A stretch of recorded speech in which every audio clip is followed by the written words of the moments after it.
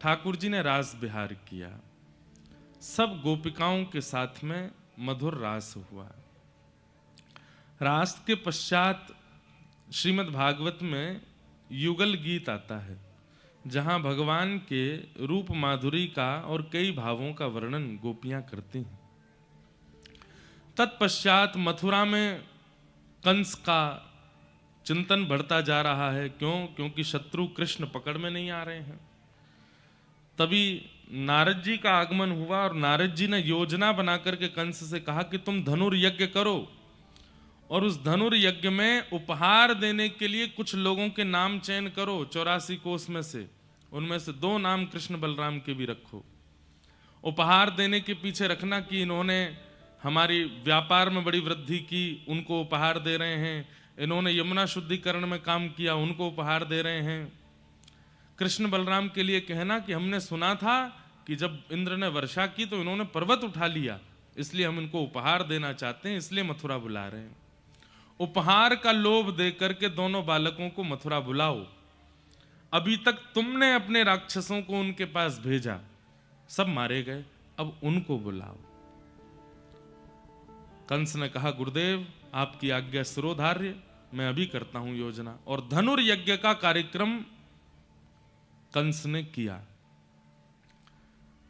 श्री अक्रूर जी महाराज को भेजा है, जाओ जाकर के कृष्ण बलराम को लेकर के आओ।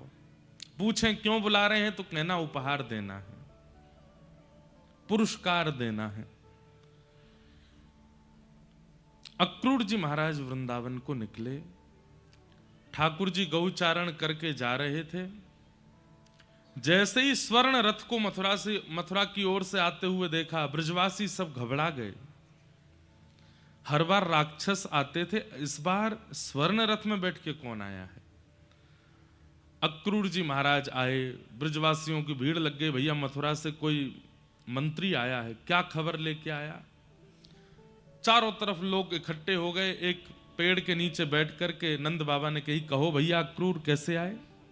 पत्र पढ़ के सुनाया कि महाराज कंस ने पत्र लिख करके भेजा है कि आपके दोनों पुत्र कृष्ण बलराम ने इंद्र की वर्षा से व्रजमंडल की रक्षा की, इसलिए हम उनको पुरस्कृत करना चाहते हैं और दोनों बालकों को मथुरा बुला रहे हैं। मथुरा का नाम सुनते ही ब्रजवासी घबरा गए। सब ब्रजवासियों के चित्त में आई, हमें कोई पुरस्कार ना चाहिए, हमें कोई उपहार ना चाहिए। और लाला तू तो मना कर दे, कोई उपहार नहीं चाहिए, कहीं ना जाएगो हमारो लाला, और वह दुष्ट कंस के पास तो बिल्कुल ना जाएगो। ठाकुर जी चाहते तो हैं कि मैं हामी भर दूं, लेकिन ठाकुर जी को याद आ रही है। 2 दिन पहले नारद जी ठाकुर जी के पास आए थे और ठाकुर जी से आके कह के गए, भगवान इतने प्रेम इतने भाव से आप लीला ब्रजमंडल में कर रहे हो, कंस को कब मारोगे? कंस को मारना है, काल नेमी का वध करना है, जरासंध के साथ 17 बार युद्ध करके रण छोड़ करके द्वारिका जाना है, 16,108 विवाह करने हैं, महाभारत का युद्ध करा करके गीता का ज्ञान देना है। ये सब आप तभी कर सकते हैं जब आप ब्रज से बाहर निकलेंगे, क्योंकि यहां तो आप प्रभुता भूल करके बैठे हो। सत्य मानिए बंधुओं, भगवान नारद जी से कहते हैं, नारद मैं सच बताऊं? बोले क्या? मैं भूल गया था कि मुझे ये सब भी करना है। इन ब्रजवासियों ने इतना प्रेम दिया है, इतना स्नेह दिया है, मैं भूल गयो कि मुकु मथुरा जानो है, ये सब लीला करनी है। नारद तुम देख लो ना कोई व्यवस्था बन सके। अगर महादेव सृष्टि को संभाल सकें, ब्रह्मा जी मेरी पदवी ग्रहण कर लें, भगवान ब्रह्मा बन जाएं, मुझे छोड़ दें, मैं त्रिलोकीनाथ नहीं बनना चाहता, मैं सदा इन ब्रजवासियों के पास रह लूं, ऐसी कोई योजना नहीं बन सकती? मैं इन ब्रजवासियों को छोड़ नहीं पा रहा हूं। नारद जी महाराज सिर पकड़ करके बैठ गए। बोले वेद जिनके रों से प्रकट होता है, मीमांसाएं उत्तर मीमांसाएं आदि जिनकी भ्रगुटी टेढ़ी करने मात्र से प्रकट हो जाती हैं, जहां पर मोह आकर्षण लोभ आदि के नाश की बातें कही जाती हैं, ऐसे परमात्मा आज स्वयं लोभ में दिख रहे हैं, स्वयं मोह में दिख रहे हैं, स्वयं आसक्ति में दिख रहे हैं। नहीं नारद, ये लोभ नहीं है, ये मोह नहीं है, ये आसक्ति नहीं है, ये प्रेम है। मैं परमात्मा हूं, मुझे कोई नहीं बांध सकता, पर इन ब्रजवासियों ने इतना प्रेम दिया है मुझे कि मैं बंध गया हूं इनके पास में। मैं कैसे जाऊं यहां से? नारद जी बोले, मैं आपके पास ज्यादा देर नहीं बैठूंगा, आप तो अलग बात कर रहे हैं। ठाकुर जी, मुझे कुछ नहीं पता, परसों कंस का मृत्यु देखना चाहता हूं आपके हाथों। कैसे भी करके निकलिए व्रज से, आपको लोक कल्याण, जग कल्याण करना है। वृंदावन में रह के नहीं हो पाएगा, क्योंकि यहां आप प्रेम के वशीभूत हैं और ज्ञान और वैराग्य आदि का लक्षण प्रकट होगा ही नहीं। अगर प्रेम प्रधान होगा तो, प्रेम प्रधान होता है तो ज्ञान दिखाई नहीं देता, प्रेम प्रधान होता है तो वैराग्य दिखाई नहीं देता। आपको वृंदावन से निकलना पड़ेगा नाथ। सोचिए बंधुओं, ठाकुर जी, उनको 3 दिन तक नींद नहीं आई कि मैं व्रज से कैसे जाऊं। आज जब अक्रूर जी महाराज ने आकर के कहा कि आपको पुरस्कार देने के लिए मथुरा बुलाया है, सब ब्रजवासी कहने लगे, हमारे लाला पुरस्कार ना चाहिए, हमारो लाला कहीं ना जाएगो। अक्रूर जी तुम वापस लौट जाओ, कंस से मना कर दो, हमें पुरस्कार ना चाहिए। ठाकुर जी चुपचाप बैठे हैं। थोड़ी देर में सब ब्रजवासी बोले, लाला तू बोल दे, मना कर दे कि मोह ना जानो मथुरा। तो ठाकुर जी हृदय पर पत्थर रख करके बोले, क्यों? आप सबके बालक कोई अच्छा काम करें, उनको पुरस्कार मिले तो सब भेज देते हो, और मैं केवल तुम्हारे काज कालिया नाग मार तो डोलूं, तुम्हारे काज गिरिराज जी उठा तो डोलूं, तुम्हारी गैया ने चराऊं, तुम्हारी रक्षा करता रहूं। और आज जीवन में पहली बार कोई ने विचार किया कि मुंह को पुरस्कार मिले तो सबरे मना कर रहे हो, मुझसे पूछिए एक भी बार। ब्रजवासी स्तब्ध रह गए ठाकुर जी की बात सुन के। ठाकुर जी मन से नहीं बोल रहे हैं, ना लाला, हमें तो यूं लगी कि तू मथुरा जाएगो, 2 दिन के कट जाएगो, हमारे बिना कैसे रहेगो। क्यों? मैं क्यों ना रहूंगो, मैं तो जाऊंगो, मैं पुरस्कार लेके आऊंगो। हाँ, तुम ब्रजवासी ने तो केवल कभी मुंह को चोर बनाए दें, कभी मुंह को कछू बनाए दें, कभी मुंह कालिया नाग मरवा दें, अगासुर बकासुर धेनुकासुर पूतना आदि, मैं केवल यहाँ पर रक्षा करवे में ही रहूंगो। अरे पुरस्कार मिले सब जामे, मैं भी जाऊंगो। ब्रजवासियों के नेत्र सजल हो गए। लाला, हमने यहाँ मारे ना कही, हम तो यहाँ मारे कह रहे कि तू हमारे बिना कैसे रहेगो। क्यों? मैं क्यों नहीं रहूंगो, मैं घर में ही बूढ़ा होऊंगो का, मैं बड़ो है गया हूं, मैं भी जाऊंगो मथुरा, पुरस्कार लेके आऊंगो। सब ब्रजवासी स्तब्ध हो गए।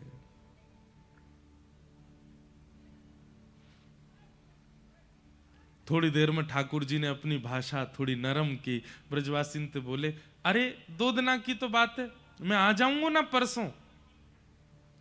ब्रजवासी बोले, ना ना लाला, अब हम कछु कहेंगे तो को बुरी लग जाएगी, तू चलो जा, तू प्रेम से पुरस्कार लेके आ।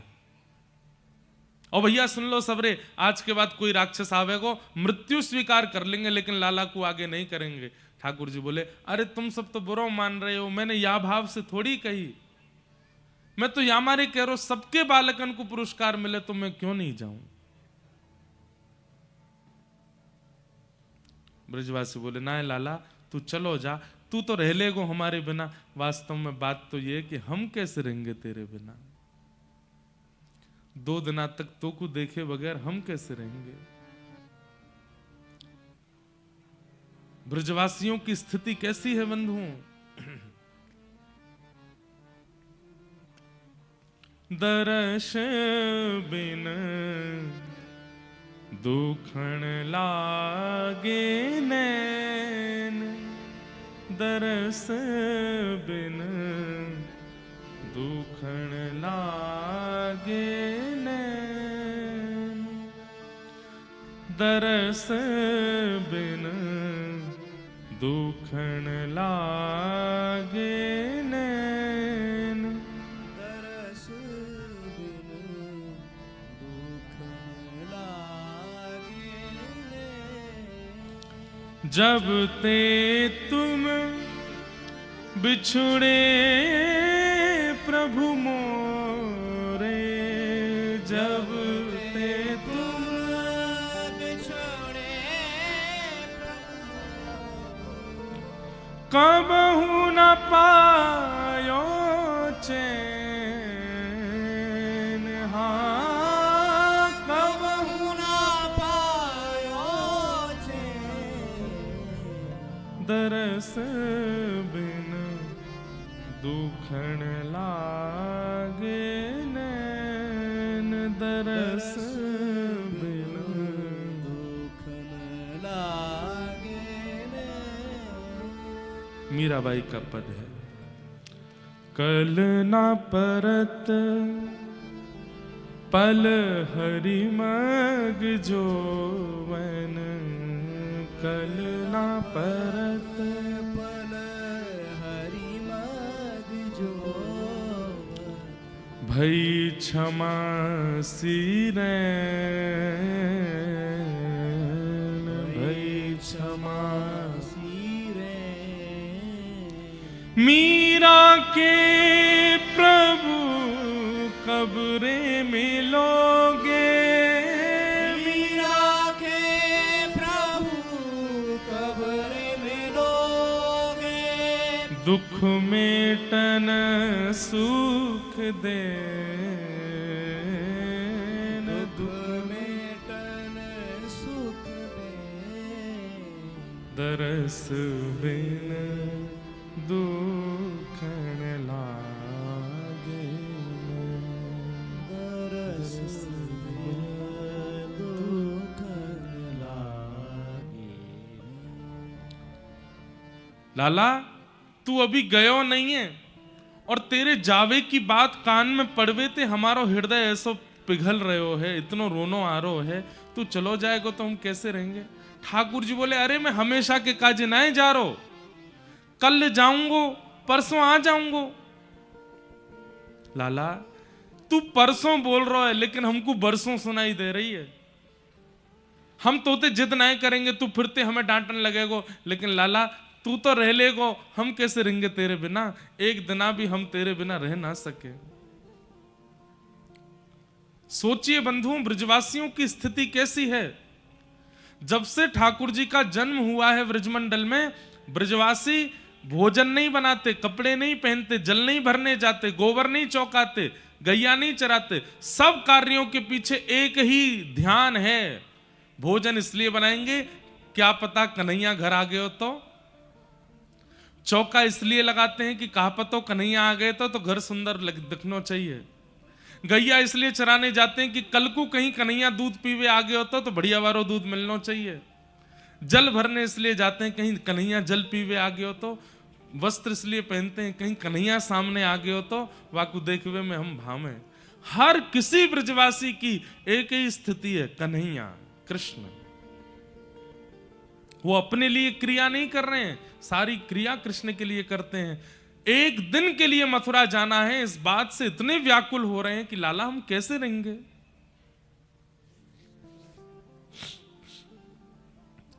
यशोदा मैया आई, लाला का पक्ष लिया। अरे कोई बात ना, लाला को बहुत मन है तो चलो जाएगो, फिर आ जाएगो परसों। नंद बाबा जाएंगे ना साथ में, तुम सबरे ज्यादा मन में कोई विचार मत करो। यशोदा मैया लाला को भीतर ले गई, अपने हृदय से लगायो, और मैया मनी मन पूछ रही है लाला से, लाला तू रह लेगो ना मेरे बिना एक दिन। मैया को था कि ठाकुर जी मना करेंगे, लेकिन ठाकुर जी बोल गए हाँ मैया रह लूंगो। मैया के हृदय में प्रेम प्रकट हुआ, व्याकुल हो गई, हृदय से लगा के सुला दिया ठाकुर जी को। सूर्य उदय जैसे ही हुआ, सब ब्रजवासी द्वार पर ठाड़े हैं, अपनी स्थिति लेकर के खड़े हैं कि कहीं हमारी स्थिति देख के कन्हैया को दया आ जाए और वो नहीं जावे, यहीं रुक जावे। ठाकुर जी तैयार भये, जैसे ही नंद भवन से निकसे, ब्रजवासियों के स्वर नहीं निकल रहे हैं, पर अश्रुओं की अविरल धार गिर रही है नेत्रों से। ठाकुर जी सबके हाथ पकड़ते हैं, सबके गालों का स्पर्श करते हैं, सबके सिर पे हाथ फेरते हैं। मैं आ जाऊंगा परसों, मैं परसों आ जाऊंगा।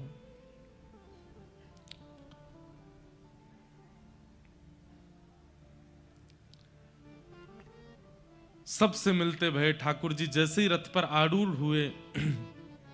बंधुओं, यहां जब कंस ने अक्रूर जी को भेजा था वृंदावन, तो श्री देवकी मैया को पता चला कि लाला को वापस लावे के काजे अक्रूर जी जा रहे हैं। तो कारागृह में बैठी वही देवकी मैया ने अक्रूर जी को बुलवाया और अक्रूर जी से कहा, तुम मेरे लाला को लेवे जा रहे हो? बोले, हाँ मैया, अब चिंता मत करो, 11 वर्ष 56 दिन बाद अब आपको लाला वापस आ जाएगा। देवकी मैया बोली, मेरो एक काम करके आनो है आपको, ध्यान से सुनियो बंधुओं। अक्रूर जी महाराज बोले, क्या काम मैया? बोले, जब लाला को लेके निकलो ना वृंदावन से, नेक समय निकाल के यशोदा को एकांत में जाके बता दियो कि ये लाला वाको नहीं है, ये लाला मेरो है। कई लोगों के चित्त में आया होगा कि ये बात देवकी मैया क्यों बुलवा रही हैं? क्या किसी प्रतिस्पर्धा की भावना है या उनके मन में कोई और भावना? नहीं, देवकी मैया जानती हैं कि अब कृष्ण वापस लौट करके व्रज जाने वाले नहीं हैं। और यशोदा इतना ममत्व करती है, इतना प्रेम करती है कन्हैया से कि अगर कृष्ण 2 दिन तक लौट करके नहीं गए तो प्राण निकल जाएंगे यशोदा के। यशोदा को वास्तविकता पता होनी चाहिए कि कृष्ण किसका पुत्र है। अगर वास्तविकता पता होगी तो मन में क्षोभ होगा, लेकिन फिर कन्हैया लौट के आएंगे इस उम्मीद में बैठी नहीं रहेगी वो। इसलिए उसको बता के आना कि कृष्ण किसका पुत्र है और अब कन्हैया लौट करके व्रज नहीं जाएगा, ये बात यशोदा के कान में बोल के आना अक्रूर। अक्रूर जी महाराज बोले, मां, मुझे ऐसा लग रहा है जैसे मानो कुंटलों भारी पहाड़ मेरे ऊपर गिर दिया हो। मैं ये काम कैसे करूंगा? मेरा नाम अक्रूर है, व्रजमंडल मुझे क्रूर कह करके बुलाएगा। एक तो मैं कृष्ण को दूर कर रहा हूं, ऊपर से सत्य बता करके आऊंगा कि कृष्ण उनके पुत्र नहीं है। नहीं, सब ब्रजवासियों को मत बताना, केवल यशोदा को बताना। ठाकुर जी रथ में आरूढ़ हुए। अक्रूर जी महाराज बोले, भगवान आप ब्रजवासियों से मिलो, मैं नेक यमुना जी प्रणाम करके आऊं। ठाकुर जी बोले, हाँ जाओ। अक्रूर जी यमुना जी तो नहीं गए, पीछे खड़ी यशोदा मैया के हाथ पकड़े, मैया नेक आओ, आपसे चर्चा करनी है। यशोदा मैया को नंद भवन में ले गए, चरणों में प्रणाम करते हुए कहा, मैया ये कार्य करने में मुझे पाप का बोध हो रहा है, लेकिन मुझे आपको बताना पड़ेगा। कहा बात है अक्रूर, ऐसे कहीं को बोल लो है? 11 वर्ष 56 दिन पूर्व आपने सुना होगा कि कंस के कारागृह में अष्टभुजी देवी भद्रकाली प्रकट हुई थी। हाँ, मैंने सुनी तो हती कि एक देवी प्रकट भई। बोले, हाँ मां, वास्तविकता यह है कि आपके यहां लाली का जन्म हुआ था और कंस के कारागृह में वसुदेव देवकी के यहां पुत्र का जन्म हुआ। वसुदेव जी ने उस बालक की रक्षा के लिए वहां से लाकर के उस बालक को गोकुल में आपके पास सुला दिया और आपकी पुत्री को ले जाकर के कंस को दिया। वही पुत्री अष्टभुजी देवी काली बनी और जिस बालक को देवकी ने जन्म दिया वही पुत्र आपके यहां आया और वही कृष्ण है। कृष्ण देवकी के पुत्र हैं मां। मुझे बताने में बहुत संकोच है, पर मैं आपसे कहना चाहता हूं, 11 वर्ष 56 दिनों से कारागृह में प्रतीक्षा कर रही है मां देवकी। कृष्ण अब मथुरा जाएंगे, संभवतः लौट करके नहीं आएंगे। वो आपके पुत्र नहीं है, वो देवकी के पुत्र हैं। ये बात सुनकर के यशोदा मैया का तो मानो जैसे संपूर्ण शरीर ठंडा पड़ गया। स्तब्ध हो गई मैया। अब क्या कहना है, क्या बोलना है, क्या करना है, इसकी कोई स्थिति उनको नहीं पता।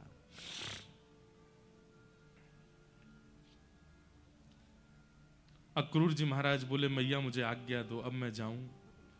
और प्रणाम करके अक्रूर जी चले गए। मां रोकना चाह रही है पर शब्द नहीं निकल रहे हैं, मानो जैसे देह खड़ा है और आत्मा निकल चुकी हो देह से। ऐसी स्थिति यशोदा मैया की हो गई। अक्रूर जी वापस रथ में जाकर के बैठे। रथ जैसे ही आगे बढ़ा, ब्रजवासियों के रोने की कोलाहल की आवाज आने लगी, कन्हैया मत जाओ मत जाओ। सुनकर के यशोदा मैया व्याकुल हुई, दौड़ी, जैसे तैसे संभाल करके नंद भवन से बाहर आई। कन्हैया रुक जा, अरे मेरे लाला नेक रुक जा। ठाकुर जी के पीछे दौड़ने लगी।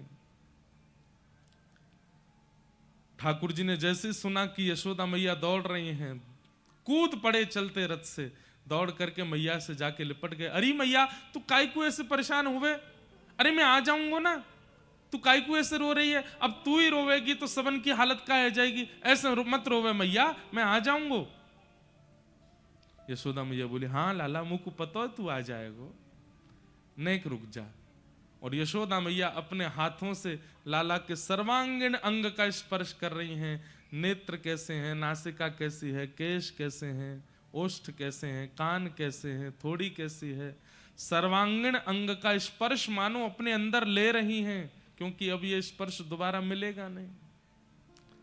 और सर्वांगीण अंग का स्पर्श करते हुए अंत में जैसे ही घुटने छूते हुए मैया ने चरण पकड़े, ठाकुर जी बैठ गए। मैया ऐसा मत करे, ये कहा कर रही है तू? लाला मुझको आज सब सच पतो चल गयो है, तू मेरो लाला ना है, तू तो देवकी को लाला है। और लाला तू मथुरा जाएगो, देवकी मिलेगी, अब तो को अब वापस ब्रजमंडल नहीं आन देगी, पर तू चिंता मत कर, मैं कोई को नहीं बताऊंगी। मेरो लाला अब वापस नहीं आवेगो। सुन करके ठाकुर जी रोने लगे। नहीं मां ऐसे मत कहो। मैया बोली, देख लाला अब तू ज्यादा हल्ला मत करियो, तू चलो जा, लेकिन मेरी एक बात मान जा। बोले कहा? अब तू जीवन भर मत आइयो वृंदावन, लेकिन तो को कभी खबर पड़ जाए कि यशोदा के प्राण निकरवे वारे हैं, अब मैं तेरी मैया नहीं हूं, अब तो मैं तेरी धाई मां हूं। धाई मां कौन हुए? जो मां जन्म देवे वो मां, और जो बालक को पाले पोसे संग रखे खिलावे पिलावे वो धाई मां है। यशोदा बोली, मैं तो तेरी धाई मां हूं ना। ठाकुर जी रो रहे हैं, चरण पकड़ रहे हैं। नहीं मां ऐसे मत बोलो, आप मेरी मैया हो। देख लाला अब तू मेरी बात सुन, मैं इतनी निष्ठुर नहीं हूं कि कोई के बालक को वाकी मैया से दूर करूं। तू देवकी के पास जा, बस तू को जब पता चल जाए ना कि यशोदा प्राण त्याग वारी है, बस वाद ना वापस आए जाइयो, और मैं अपने श्वासन को बचाए के रखूंगी। मेरो लाला आवेगो तभी अंतिम श्वास लूंगी, तो को खबर पहुंच जाएगी कि मैं प्राण त्याग वारी हूं, बस आए जाइयो, मैं प्राण नहीं त्यागूंगी। जैसे ही तू सामने आवेगो, बस मेरे सर को अपनी गोद में रख लियो, मैं अपने लाला को देखती रहूंगी, या कि रूप माधुरी को दर्शन करती रहूंगी, और देखते देखते तो को देखते देखते प्राण त्याग दूंगी लाला। बस ये मेरी अंतिम इच्छा है, या को पूरी कर दियो, और मैं तो से कछु ना मांग रही। और अपनो ध्यान रखियो लाला, खूब प्रसन्न रहियो। कहते कहते कहते यशोदा मैया बेहोश हो गई। ठाकुर जी की बड़ी विचित्र स्थिति हो गई है। आज परमात्मा को अपनी स्थिति पर संशय हो रहा है कि मैं सच में परमात्मा हूं। ये ब्रजवासियों ने कैसे प्रेम पाश में मुझे बांध लिया है, जिसको कभी कोई आसक्ति नहीं होती, जिसको कभी मोह नहीं होता, जिसको कभी किसी के प्रति आसक्ति नहीं होती, आज वो कैसे बंध गया है इन ब्रजवासियों से।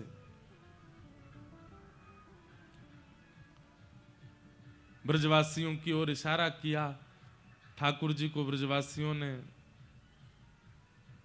उठाया, बोले लाला अब तू जा, विलंब मत कर, मैया को हम संभाल लेंगे, तू आई जाएगा परसों। ठाकुर जी बोले हाँ मैं जाऊं। मैया के चरणों में प्रणाम करके वृंदावन की रज को अपने जेब में रख के ठाकुर जी वृंदावन को प्रणाम करके रथ में आरूढ़ हो गए और मथुरा को प्रस्थान कर गए। बहुत भावुक कथा है।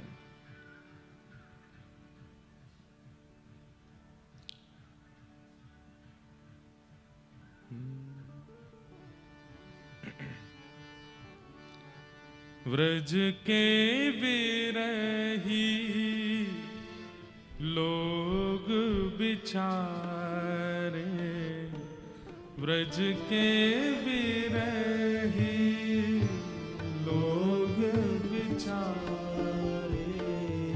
सब खड़े खड़े देख रहे हैं, केवल आंसू धार की तरह, नदी की तरह गिर रहे हैं नेत्रों से। केवल रथ की ओर देख रहे हैं और ब्रजवासियों के मन में यह भावना आ रही है कि हमारी याद आवेगी, लाला जा ना पावेगो मथुरा। देखियो सब एक दूसरे के देख, अभी कूदे को लाला, अभी कूदे को, जा ही ना पावेगो मथुरा। देख वहां पेड़ तक रथ जाएगो और देखियो अपने आप रथ को रोक के लाला दौड़ तो भयो आवेगो। हमने प्रेम इतना दियो लाला को, जा ही ना पावेगो। लेकिन वो रथ, वो पेड़ भी पार हो जाता है, आगे का चौराहा भी पार हो जाता है, उसके आगे भी ठाकुर जी निकल जाते हैं और ब्रजवासी मानो जैसे धोखे में खड़े हों, खड़े रह जाते हैं। नहीं आए ठाकुर जी लौट के। ब्रज के बिरही लोग बिचारे, ब्रज के बिरही हे बिन गोपाल ठगे से ठाड़े, बिन गोपाल ठगे से ठाड़े, बिन नंदलाल ठगे से ठाड़े,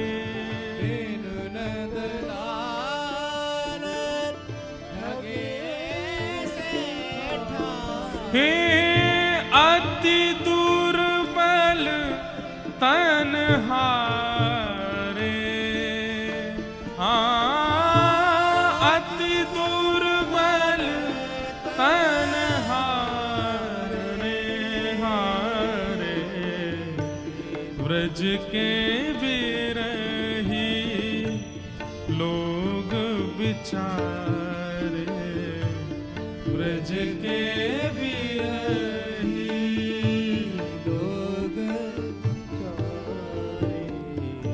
मात यशोदा पंथ निहारे, मात यशोदा पंथ निहारे, निरखत साँझ सवारे। हाँ निरखत ब्रज की ऐसी स्थिति बन गई है, सूर्य उदय होते ही सब ब्रजवासी, लाखों ब्रजवासी मथुरा की ओर मुख करके उस मार्ग में बैठ जाते हैं जिस मार्ग से ठाकुर जी गए हैं, और आपस में चर्चा करते हैं, परसों की कह के गए हो, अभी तक नहीं आए हो। कोई ब्रजवासी, अरे मैं तो पहले ही कह रहा हूं, जे बड़ो कपटी है, परसों ना बोल रहा हो, बरसों कह के गए हो। दूसरे उठ जाते हैं, अरे तू हमारे लाला पे लांछन मत लगावे, वो परसों की कह के गए हो, परसों ही आवे। वो कब आवेगी परसों? बोले आज हम परसों कहेंगे तो मतलब परसों, कल के बाद आवेगी। बोले कल फिरते कह दियो परसों, तो फिर कल के बाद आवेगी। ऐसे करते करते तो कितने महीना निकल गए, अभी तक नहीं आए लौट के।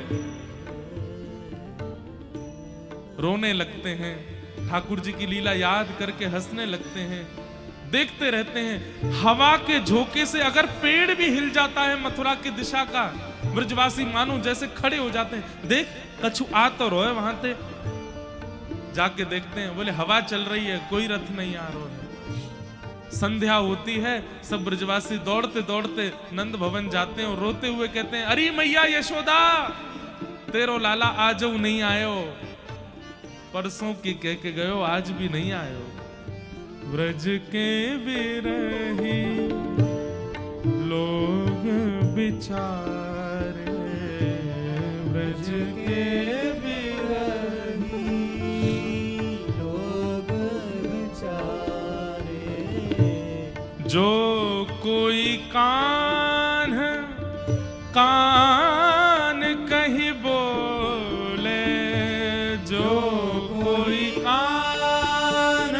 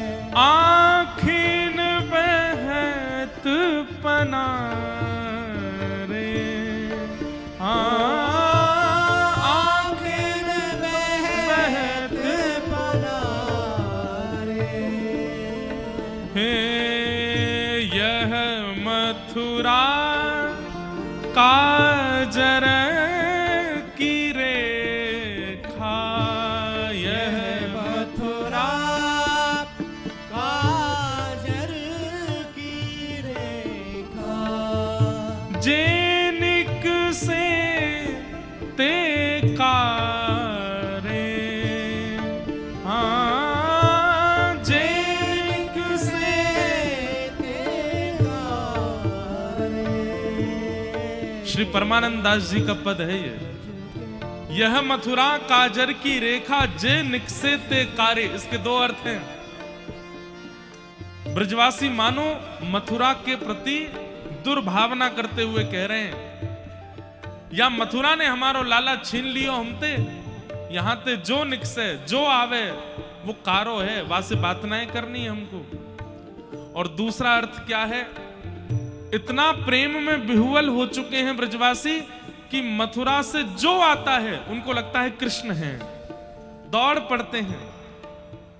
कोई गोरा होता है तो कहते हैं अरे लाला मथुरा जाए के गोरो है गो, तब वो कहे मैं कृष्ण नहीं हूं, मैं कोई और हूं। कोई मोटा आ जाए तो दौड़ पड़ते हैं, मथुरा की ओर से आया, अरे लाला खा पी के मोटा है गो हमारो, मैं कृष्ण नहीं हूं। कोई स्त्री आ जाए तुरंत जाते हैं, अरे लाला तू तो यहीं पे छोरी बनो डोलता, वहां जाके पूर्ण स्त्री बन गो, अरे मैं कृष्ण नहीं हूं। मथुरा से आने वाला हर व्यक्ति काला दिखता है, मतलब कृष्ण दिखता है। यह मथुरा काजर की रेखा, यह मथुरा काजर की रेखा, जेनिक से ते कारे, जेनिक से ते कारे, ओ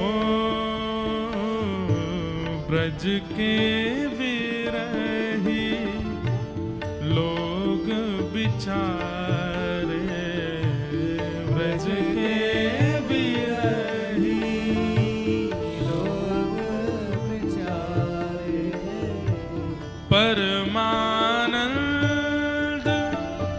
स्वामी बिन ऐसे, परमानंद स्वामी बिन ऐसे, परमानंद स्वामी बिन ऐसे। परमानंद स्वामी बिन ऐसे। ब्रजवासी कह रहे हैं लाला के बिना हम कैसे हैं, शब्द सुनिएगा। परमानंद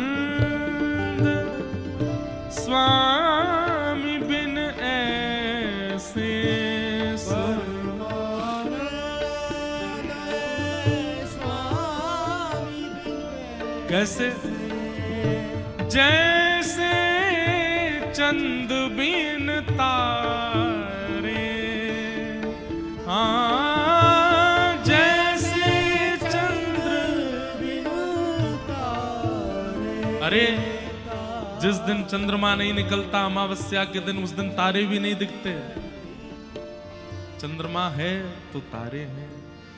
परमानंद स्वामी बिन ऐसे, जैसे चंद बिन तारे।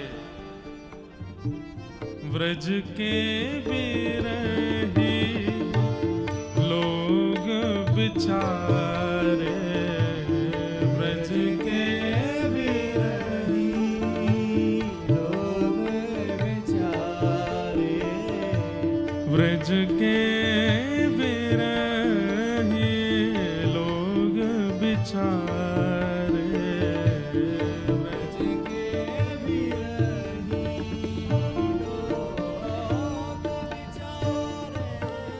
ऐसा प्रसंग है भागवत जी का कि इसमें प्रवेश करने में भय भी लगता है और करे बिना रहा भी नहीं जाता।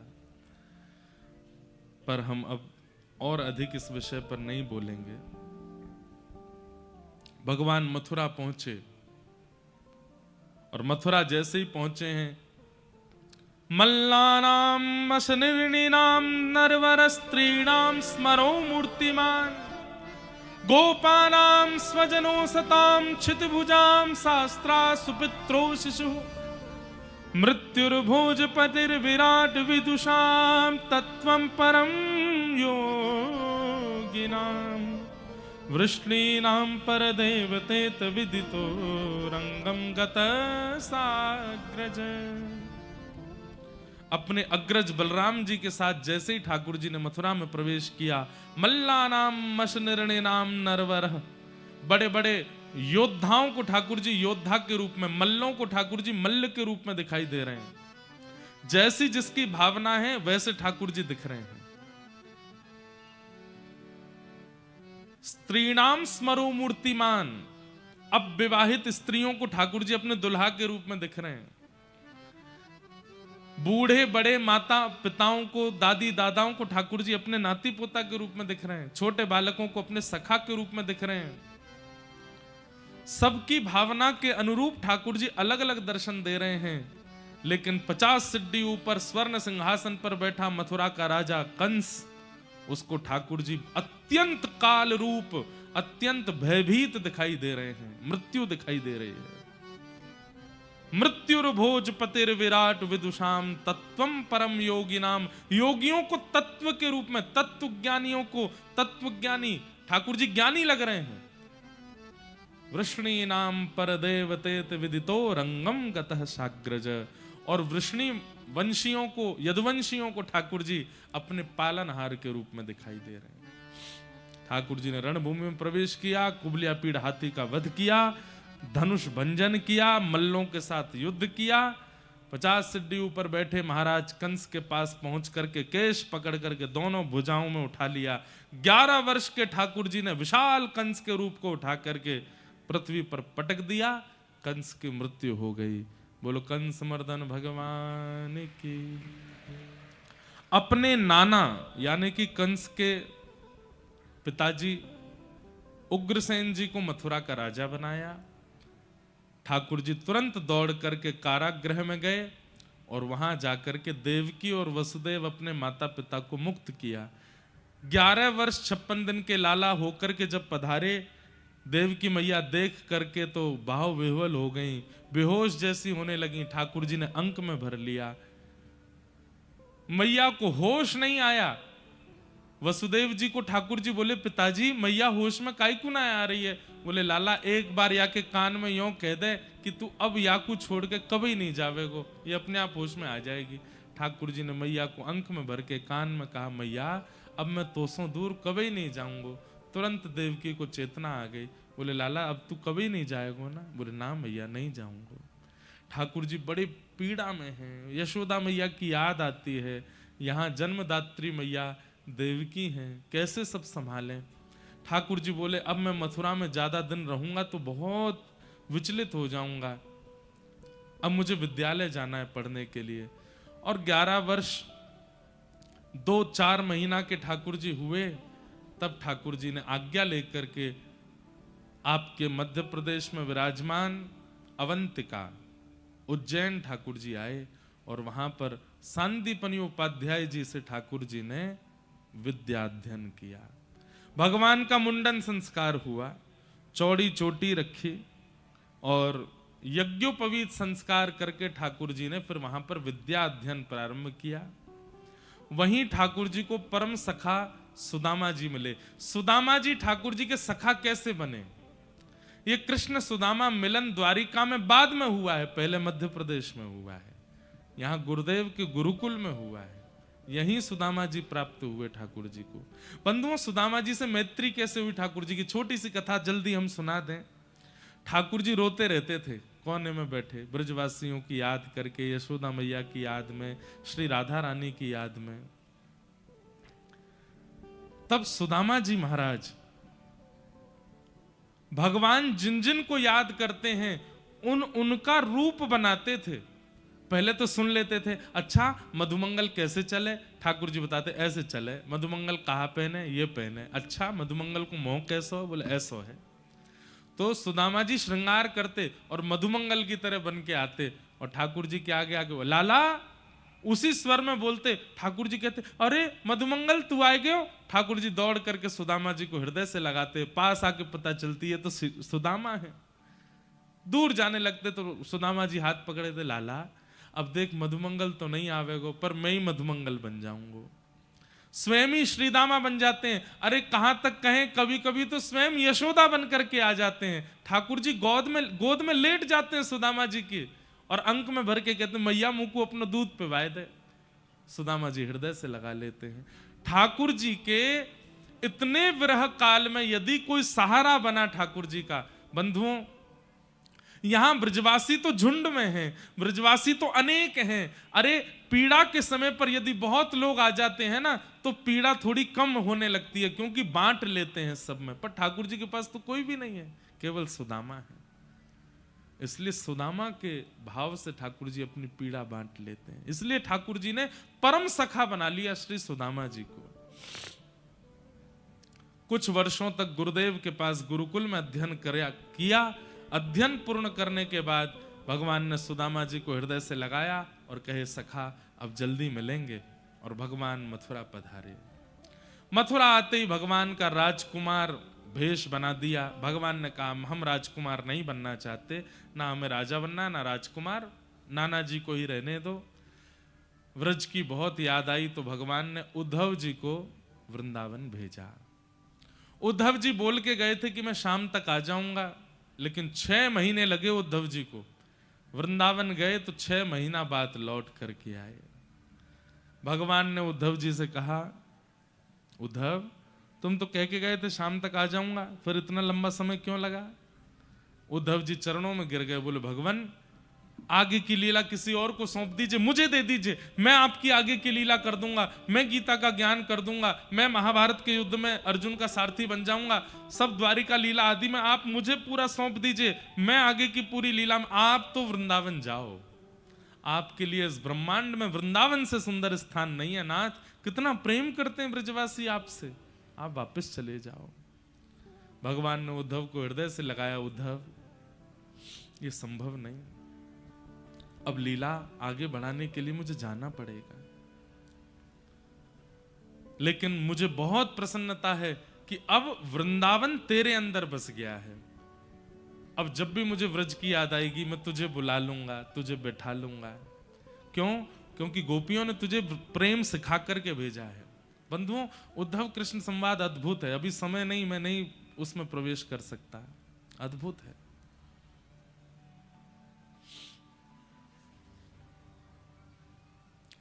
उद्धव जी महाराज वृंदावन से लौट करके आए। ठाकुर जी ने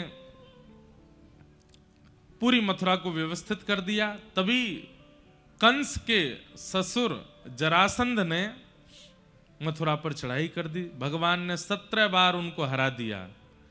18वीं बार जैसे चढ़ाई की, ठाकुर जी ने विश्वकर्मा को आज्ञा की एक नई नगरी का निर्माण करो, क्योंकि ब्राह्मणों को अनुष्ठान पर बैठा के आया, मैं इसको मार नहीं सकता हूं, हम रण छोड़ करके भागेंगे। और समुद्र के बीच में नई नगरी का निर्माण हुआ। ठाकुर जी बलराम जी का हाथ पकड़ करके युद्ध करते करते रण छोड़ करके भागे। ठाकुर जी का नाम पड़ा रण छोड़ राय। बोलो रण छोड़ राय भगवान की, द्वारिकाधीश की। द्वारिका यदुवंशियों को लेकर के ठाकुर जी पहुंचे। वहां जाकर के पुनः उग्रसेन जी का फिर से राज्याभिषेक किया और द्वारिका का राजा भी उग्रसेन को बनाया। लेकिन पूरी द्वारिका नगरी ठाकुर जी को ही राजाधिराज कहती है। हमारे राजा यही हैं। राज पदवी पर उग्रसेन बैठते हैं, पर राजा श्री कृष्ण हैं। बलराम जी का विवाह रेवत राजा की पौत्री के साथ, रेवती के साथ में हुआ। और कुंडनपुर के राजा, विदर्भ के राजा भीष्मक की पुत्री रुक्मणी जी के साथ में भगवान कृष्ण का विवाह हुआ। क्योंकि रुक्मणी जी स्वयं लक्ष्मी हैं और लक्ष्मी श्री कृष्ण की ही है, नारायण की ही है। कृष्ण लक्ष्मी नारायण का विवाह हुआ। अब हम जल्दी जल्दी अपना प्रसंग सब पूर्ण कर देते हैं। भगवान के 8 प्रमुख विवाह हुए। भौमासुर राक्षस के यहाँ 16,100 कन्या बंदी थीं, उनको मुक्त करा करके ठाकुर जी ने उनसे भी विवाह किया। तत्पश्चात 16,108 ब्याह हुए। भगवान की दिनचर्या ग्रहचर्या का सब वर्णन किया। सुदामा जी का भगवान से मिलन और द्वारिका की ये मधुर लीला हुई। तत्पश्चात भगवान के यदुवंश को श्राप लगा। क्यों लगा श्राप? क्योंकि स्वयं ठाकुर जी सब यदुवंशियों को समझाते रहते हैं कि भैया सत्संग मत छोड़ा करो, मैं परमात्मा हूं, तुम मेरे परिवारी हो। इस बात में आकर के कथा में जाना, मंदिरों में जाना, अनुष्ठान सत्संगों में जाना बंद मत करो। यदुवंशी बोलते जब परमात्मा हमारे सगे संबंधी हमारे ही परिवार के, तो हमको कथा में जाने की क्या आवश्यकता है। ठाकुर जी कहते हैं परमात्मा साथ है, परंतु जीवन जीने के लिए सत्संग बहुत आवश्यक है।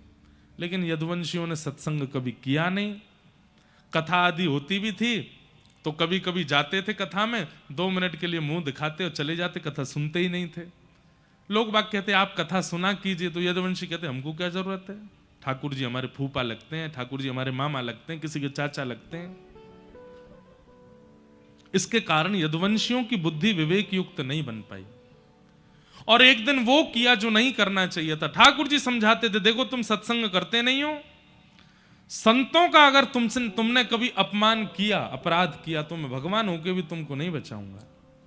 और एक दिन वही हुआ, भगवान के ही पुत्रों ने, शांब आदियों ने संतों की परीक्षा लेने के लिए बोले, पिताजी भी पूरे दिन इन संतों की बड़ी प्रशंसा करते हैं, देखें तो सही है कैसे होते हैं। और शांब को साड़ी पहना करके, भगवान के पुत्र को साड़ी पहना के, घूंघट लगा के, पेट में पोटला बांध के, एक गर्भवती नारी जैसे बना के उसको ले गए। महाराज नई बहू आई है, आप सब संत जनों के पास तो दिव्य दृष्टि है, देख के बताओ पेट में लाला है कि लाली।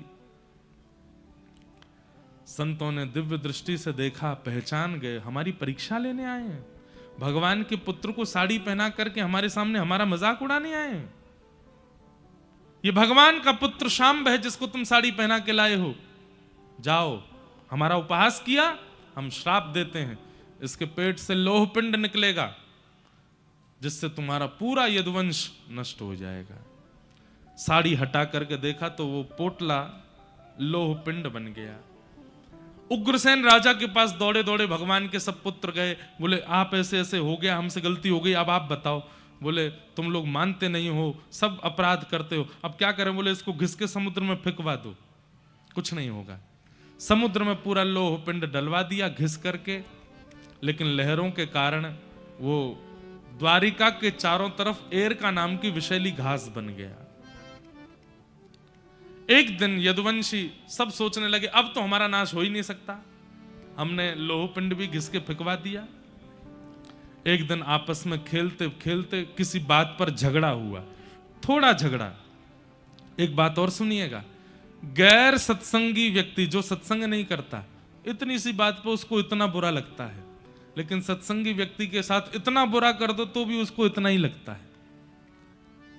अब जरा सी कोई बात हो गई, खेल खेलते खेलते यदुवंशियों को इतना बुरा लग गया, अच्छा तुमने हमारे साथ ऐसा किया, तुम जानते हो हम कौन लगते हैं कृष्ण के। इसी बात पर लड़ाई झगड़ा करते करते यदुवंशियों में ऐसा युद्ध भिड़ा, समुद्र के तट पर जाकर के वही एरका नाम की घास एक दूसरे पर फेंकने लगे, स्पर्श होते ही सब यदुवंशियों का नाश हो गया। भगवान अटारी पर खड़े खड़े देख रहे थे, बोले ये मेरे ही वंशधर हैं, इनका नाश करना आवश्यक था, नहीं तो यही भार बन जाएंगे पृथ्वी पर।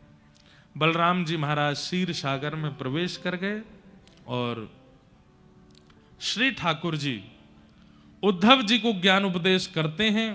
बहुत ध्यान से सब लोग सुनिए, उद्धव जी को ज्ञान उपदेश करते हैं। अभी कुछ महीने पहले बद्रीनाथ में कथा हुई थी, वहां पर यही प्रसंग सुनाया था, कृष्ण उद्धव संवाद। भगवान ठाकुर जी ने उद्धव जी को उपदेश किया और उपदेश के उपरांत उद्धव जी ने कहा नाथ आप चले जाएंगे तो हम कैसे रहेंगे। भगवान ने कहा मेरी ओर देखो उद्धव, ध्यान से देखो। अपनी पूरी लीला का स्मरण करके ठाकुर जी एक दिव्य ज्योति में प्रकट हो गए, आकाश में 7 बार भ्रमण किया और 7 बार भ्रमण करते हुए तिरोधाय प्रविष्टोयम श्रीमद्भागवतार्णवम, चतुश्लोकी भागवत में ठाकुर जी आके विराजमान हो गए और कह दिया उद्धव कलिकाल में यदि मेरा अनुभव करना है, मेरा आश्रय चाहिए, तो श्रीमद् भागवत जी की कथा श्रवण करना, ये मेरा ही स्वरूप है, मैं ही साक्षात भागवत के रूप में विराजमान रहूंगा।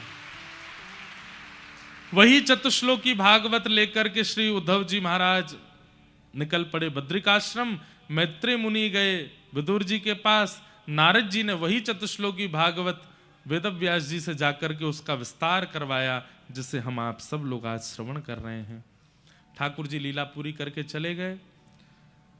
उद्धव जी महाराज बद्रिकाश्रम चले गए। अर्जुन को भगवान ने एक दायित्व दिया था कि मेरी 8 पत्नियों को लेकर तुम वृंदावन चले जाओ, क्योंकि मेरे जाते ही द्वारिका डूब जाएगी। अर्जुन समस्त अष्टपट रानियों को लेकर के वृंदावन जाने लगे, पर बीच मार्ग में ठाकुर जी ही एक अपहरणकर्ता बन के आए और 8 पत्नियों का हरण कर लिया। अर्जुन अपने गांडीव धनुष को चलाता रह गया, लेकिन पकड़ ही नहीं पाया। भगवान ने अर्जुन को भी बता दिया, गांडीव धनुष बलवान नहीं है, मैं साथ था इसलिए गांडीव धनुष बलवान था, मेरे बिना गांडीव धनुष भी किसी काम का नहीं। क्योंकि अर्जुन को भी एक सूक्ष्म लोभ और अहम था कि मैं गांडीव धनुषधारी अर्जुन हूं।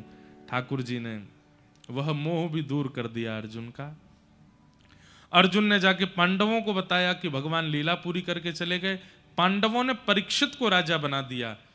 परीक्षित राजा से एक दिन अपराध हुआ, संत का अपमान किया, 7 दिन में मरने का श्राप लगा। सुखदेव जी ने आकर के कथा सुनाई। आज 7वां दिन, कथा विश्राम।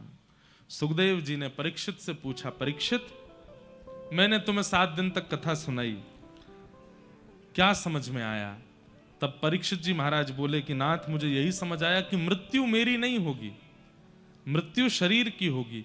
मैं तो नित्य मुक्त शुद्ध एक आत्मा हूं, इस देह का त्याग करके परमात्मा को प्राप्त हो जाऊंगा। शुकाचार्य जी बोले, बस अब इससे अधिक और तुम्हें कुछ नहीं सुनाना, अब तुम बस प्रेम से प्रतीक्षा करो। तक्षक सर्पाए परीक्षित जी का स्पर्श करके उनके देह को विश्राम दिया और श्री शुकाचार्य जी महाराज वहां से प्रस्थान कर गए। बोलो सुखदेव जी महाराज की। मार्कंडे ऋषि ने प्रलयकालीन भाव का दर्शन किया। आदि आदि सब कथाएं सुनाई गई। भागवत जी का अंतिम श्लोक सब लोग 3 बार मेरे साथ बोलेंगे। भवे भवे यथा भक्ति, भवे भवे यथा भक्ति, इतनी संख्या में आप लोग हैं। भागवत जी के विश्राम के 2 श्लोक हैं। कम से कम इनको बहुत भाव से और ऊंचे स्वर में शुद्ध उच्चारण कीजिएगा। नेत्र बंद करके अपने इष्ट का ध्यान करते हुए बोलो। भवे भवे यथा भक्ति, भवे भवे यथा भक्ति, पादयोस्तव जायते, पादयोस्तव जायते, तथा कुरुष्व देवेशः, तथा कुरुष्व देवेश, नाथस्त्वं नो यतः प्रभो, नाथस्त्वं नो यतः प्रभो, नाम संकीर्तनं यस्य, नाम संकीर्तनं यस्य, सर्वपाप प्रणाशनो, सर्वपाप प्रणाशनो, प्रणामो दुःख समनः, प्रणामो दुःख शमनः, तं नमामि हरिं परम्। तं नमामि हरिं परम्। नाम संकीर्तनं यस्य, नाम संकीर्तनं यस्य, सर्वपाप प्रणाशनो, सर्वपाप प्रणाशनो, प्रणामो दुःख समनः, प्रणामो दुःख शमनः, तं नमामि हरिं परम्। नमामि हरिं। अंतिम बार बोलो। नाम संकीर्तनं यस्य, नाम संकीर्तनं यस्य, सर्वपाप प्रणाशनो, सर्वपाप प्रणाशनो, प्रणामो दुःख समनः, प्रणामो दुःख शमनः, तं नमामि हरिं परम्। तं नमामि हरिं परम्। जिन भगवान का नाम संकीर्तन समस्त प्रकार के पापों से मुक्त करता है, ऐसे प्रभु के पावन नाम को हम बारंबार प्रणाम करते हैं, बारंबार वंदन करते हैं और प्रार्थना करते हैं। जीवन से चाहे जो भी भाव निकल जाए, पर हे हरि, आपका नाम मेरे चित्त से कभी ना जाए। हे नाथ, मैं आपको कभी भूलूं ना। हे नाथ, आप मुझे कभी बिसराओ ना। हे नाथ, आपका नाम मेरे हृदय से कभी जाए ना। बस अंतिम श्वास जब भी प्रकट हो, हे नाथ, आपका ये नाम सहज ही मेरे मुख पर आ जाए और आपका नाम स्मरण करते हुए मैं प्राणों का त्याग करूं, ऐसी भावना के साथ भागवत जी को बारंबार प्रणाम। बोलो वृंदावन बिहारी लाल की जय, श्री राधा रमण लाल की जय, श्री राधा वल्लभ लाल की जय, श्री अटल बिहारी लाल की जय, द्वारिकाधीश की जय, श्री राधा वल्लभ लाल की जय, श्री विठ्ठल भगवान की जय, अनंत बलवंत श्री हनुमान जी महाराज की जय, जय जय श्री राधे, जय जय श्री राधे, जय जय श्री राधे। नमः पार्वती पतये हर हर महादेव। ठाकुर जी के पावन युगल चरणों में बारंबार प्रणाम। आप सब सागरवासियों को बहुत बहुत जय श्री कृष्ण, जय श्री जय सिया राम। कृष्ण।